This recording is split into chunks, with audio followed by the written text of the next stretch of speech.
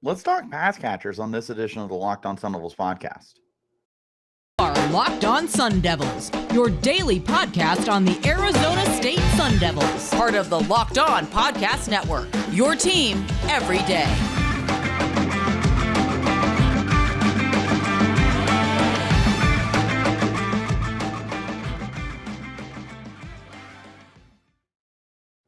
Hello and welcome back to the Locked On Sun Devils podcast, part of the Locked On Podcast Network, your team every day.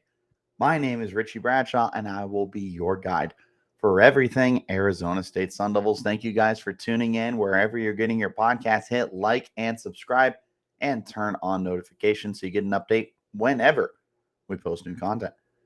Stay in touch with that content by following me on Twitter at RichieBrads36 and the podcast at LO_Sun Devils. We are continuing our series of early camp positional battle breakdowns. I have decided to tie in the tight end battle with the wide receiver battle simply because the tight end battle is really pretty much figured out, and there's not as much to discuss compared to the wide receiver spot, which is why we'll go ahead and talk about tight ends here in the first part of the podcast. So, like I said, it's pretty much figured out, at least for 2023. 2024 will be a whole other question, but we will cross that bridge when we get to it. Right now, we're talking 2023, and 2023 has a very simple tight end 1, tight end 2, tight end 3 on the roster. We are looking at Jalin Conyers as the clear-cut tight end 1. We're looking at Messiah Swinson as the more than likely tight end 2 on the roster.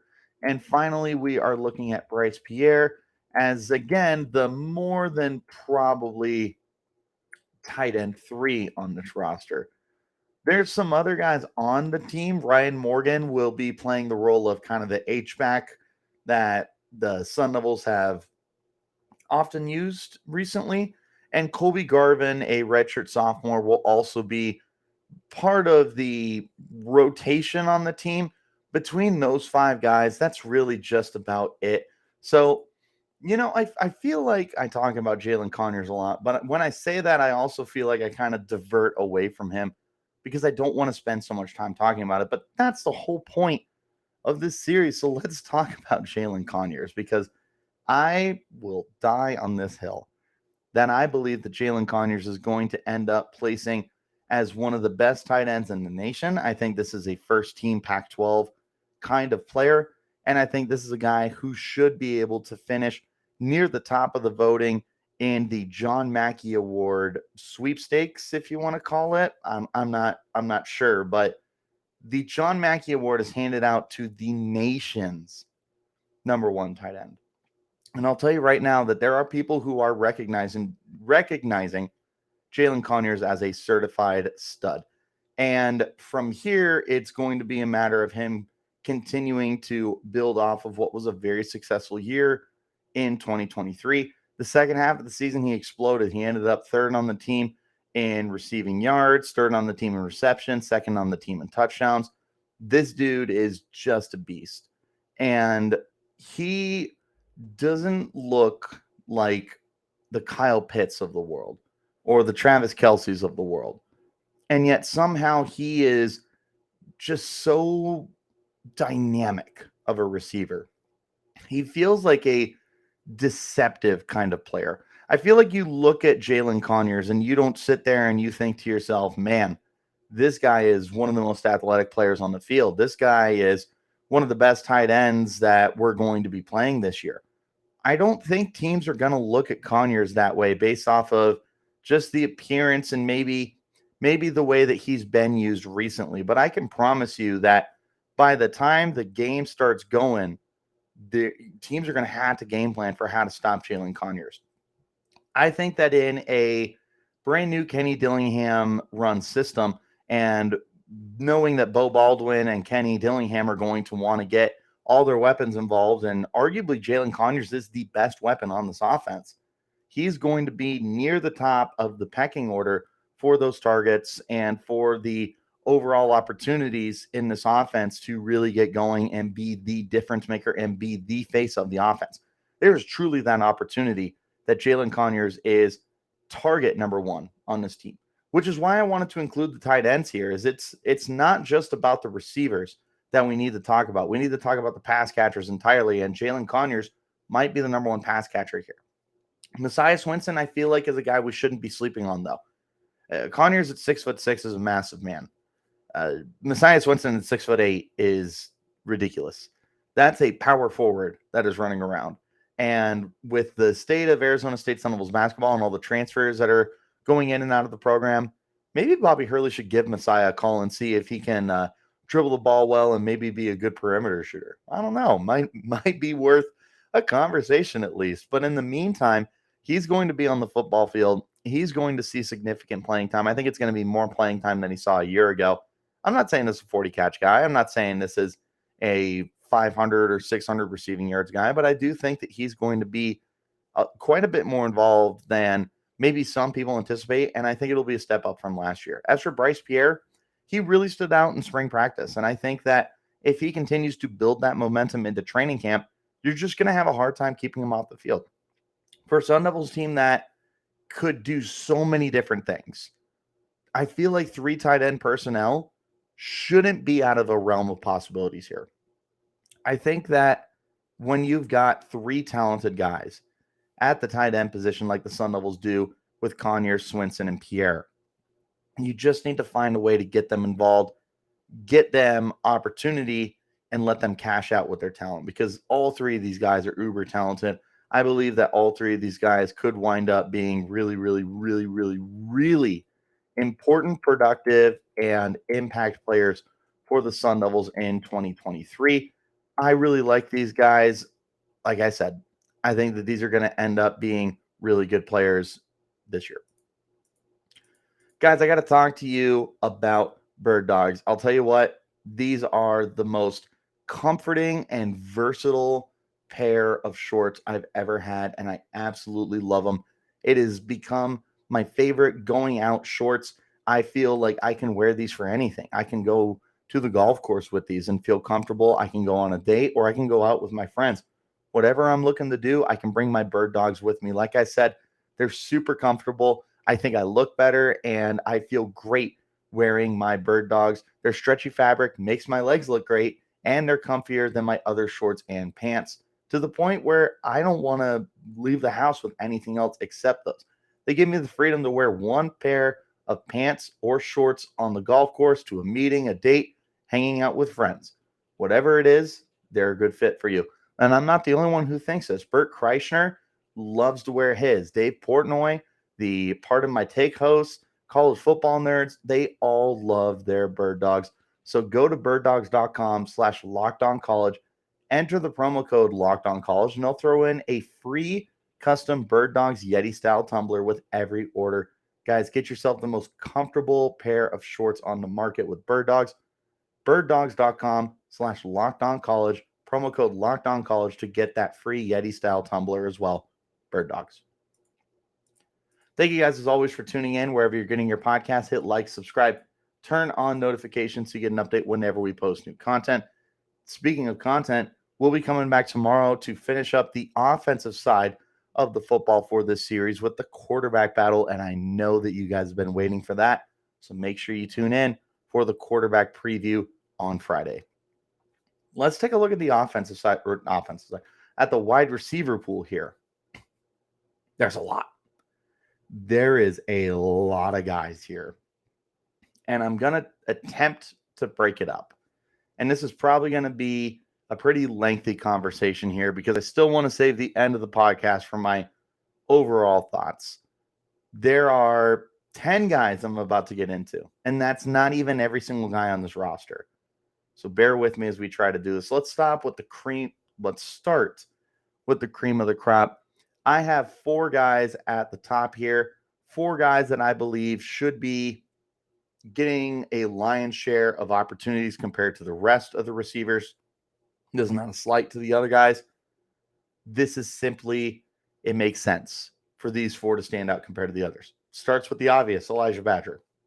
Badger is wide receiver 1. It's not a competition. He is very, very good. He looks like the best receiver the team has had since Brandon Ayuk. I think that he is going to really, really make a name for himself this year.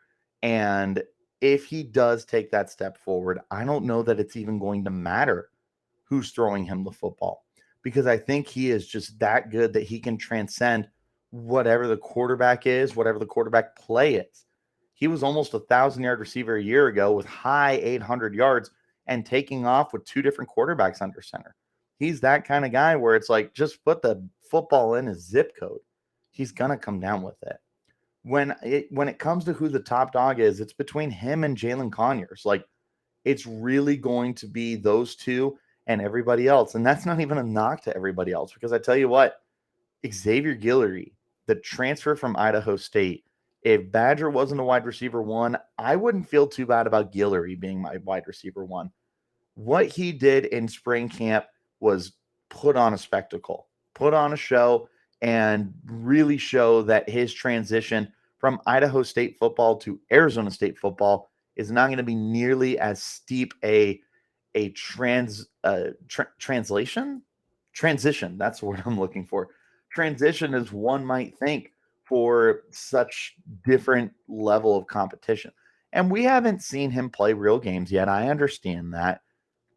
But man, it really looks like Guillory is going to transition just fine.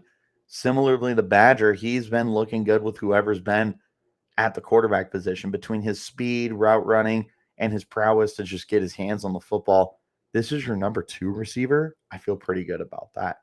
Then we got to talk about my dude, Giovanni Sanders, friend of the podcast and a dude who ended up finishing second last year on the team in receptions and yards, is going to be a very prominent figure on this offense once again.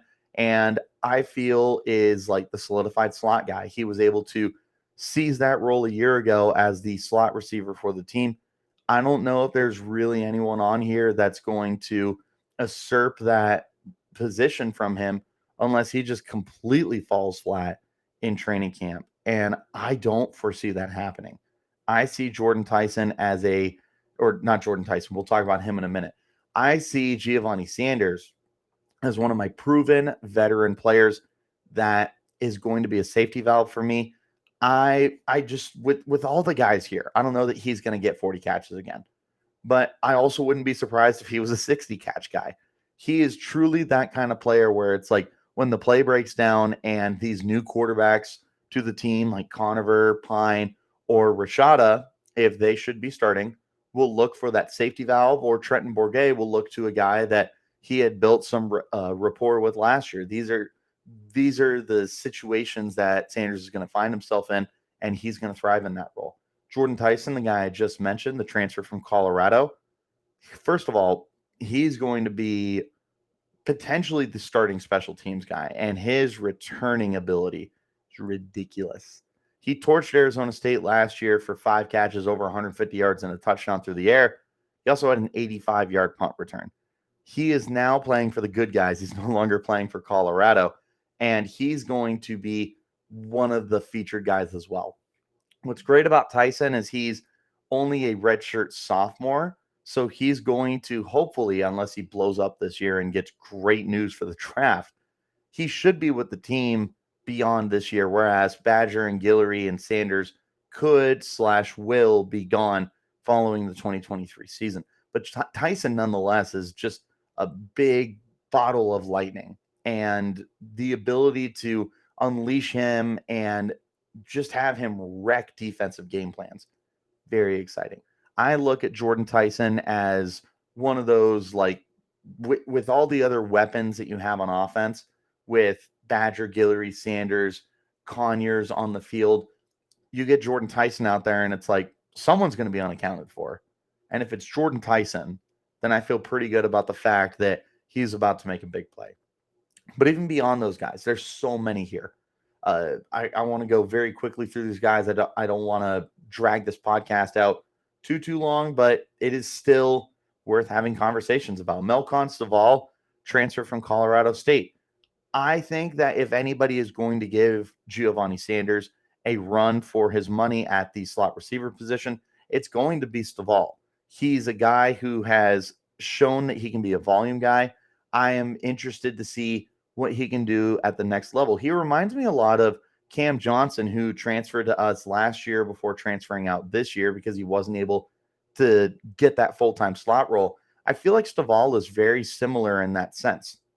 We'll see what he can do. He hasn't shown any like true, what's it called, special teams prowess, so he would have to find his way onto the football field. But the good news is he's got a resume that shows that he can be a featured part of the offense. I think that this is probably the fifth, maybe the sixth receiver on the team right now, but that is such a testament to the depth here, because if it wasn't for all the guys ahead of him, I wouldn't have a problem with Stovall starting, which leads me into the next guy that I wouldn't have a problem starting, and that's Troy Omer. Omer is so interesting to me. There's so much raw talent and potential here.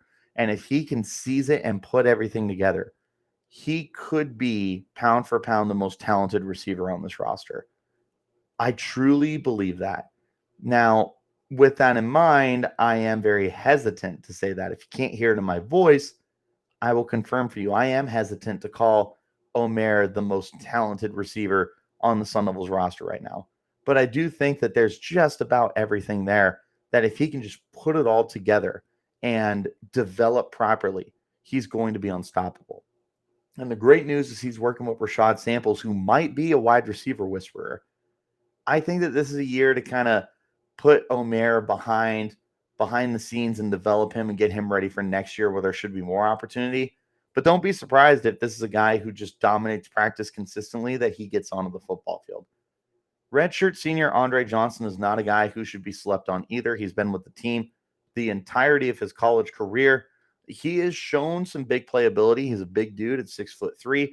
He can fly down the field. There just hasn't been enough consistency of putting games together on a weekly basis, or even just the routes or the catches just aren't consistent.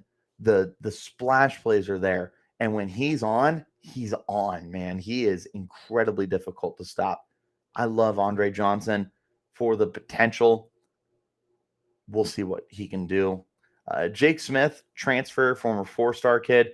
USC and Texas transfer for Arizona State. He's a Valley kid.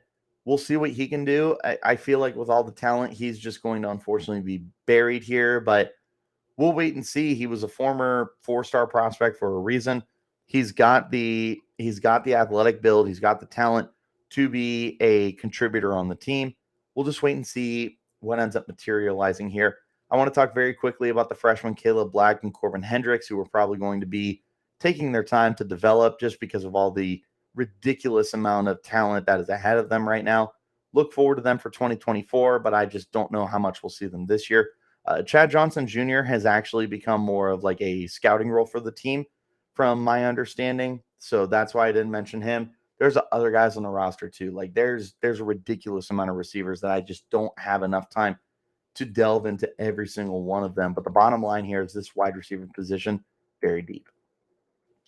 Guys, make sure that you're tuning in tomorrow as I break down the quarterback position battle with Jacob Conover, Jaden Rashada, Trenton Bourget, Drew Pine. Make sure you tune in as I break all of that down. We talk about strengths and weaknesses, all that good stuff. Locked on Sun Devils. All right. Final thoughts here. I don't think it's going to matter who the quarterback is. There is just too much talent here for any of these quarterbacks to fail.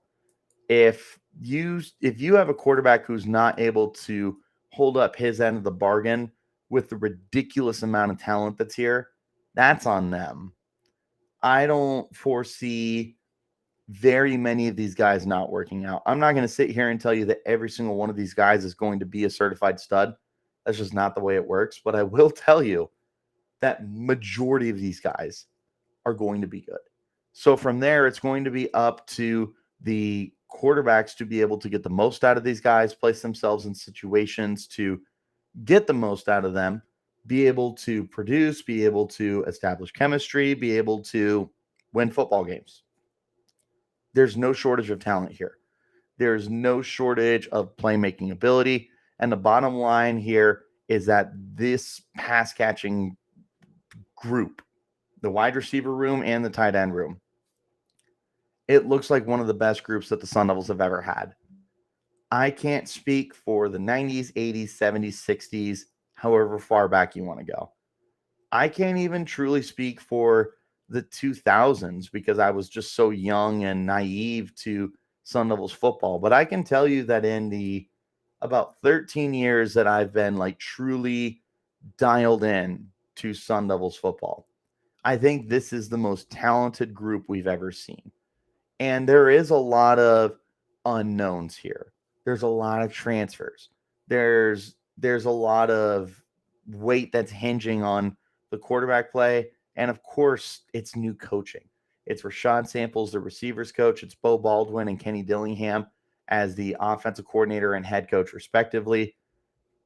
There's a lot that's going to be needed to sort out here before we can figure out if this is going to be a great group or if this is going to be a group that needs time to develop. We'll wait and see, but it is impossible to not look at this group and get excited. There's a lot to love here for Sun Devils pass catchers, both the wide receivers and the tight ends. There's a lot of guys here who are going to be very good for the Sun Devils, who could stand out in the conference, and who knows, maybe stand out across the nation. But what do you guys think of this pass catching crew? Do you like the tight ends more or do you like the receivers more? Who's your top receivers right now? What do you think of Jalin Conyers? What do you think of the rest of the guys? Let me know wherever you're getting your podcast. If it's on YouTube, leave a comment. If it's anywhere else, you can hit me up on Twitter at RichieBrads36 or the podcast at LO_Sun Devils. Before we wrap up, guys, get ready for an off-season schedule where we will be going down to 3 episodes a week. That is not happening until June rolls around, but that is going to be in the future. We'll be going down to 3 episodes a week. We will also be having some new graphics and some new additions to the show, so make sure that you stick around because Locked On Sun Devils is about to get an upgrade, baby, and I can't wait to show you guys. But thank you guys as always for tuning in. Remember, wherever you're getting your podcast, to hit like, subscribe, and turn on notifications. Forgot to shout you guys out at the top of the video, so I'll make sure I'll shout you guys out right now. Thank you to the everydayers that are here every single day. And if you want to be an everydayer, then turn on those notifications. Until next time, though, you keep it locked right here on Locked On Sun Devils.